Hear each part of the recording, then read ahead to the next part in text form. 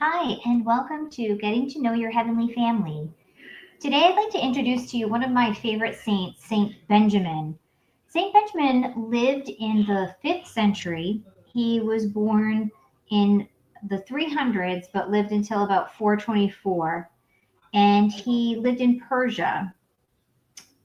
Saint Benjamin was a deacon, and he was imprisoned during the Persian persecutions of Christians. He was able to escape prison under the Eastern Roman Emperor Theodosius II. They facilitated his release, and an ambassador agreed on Benjamin's behalf that he would be released on the condition that he would abandon preaching and speaking about his Christian religion. Of course, Benjamin, on the other hand, did not agree, as he strongly believed it was his duty to evangelize and tell others about Christ. There was a story about him that the Persian king had asked him to relinquish his faith and stop his preaching. And he responded, "If I were to do this, it would be like you abandoning your army and saying that you can no longer serve this army."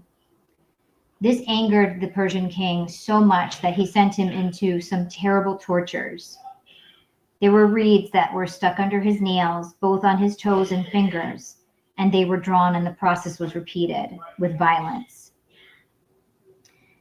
He died from having a knotty stake that was thrust into his bowels, resulting in the tearing of his internal organs, and this resulted in him becoming a martyr for the Christian faith.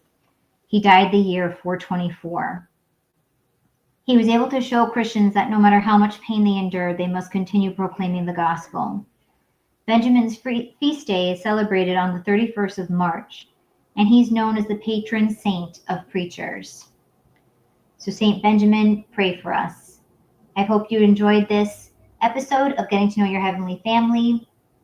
And if you want to know more about Saint Benjamin, you can find more information on any of the Catholic websites. Thank you so much. God bless.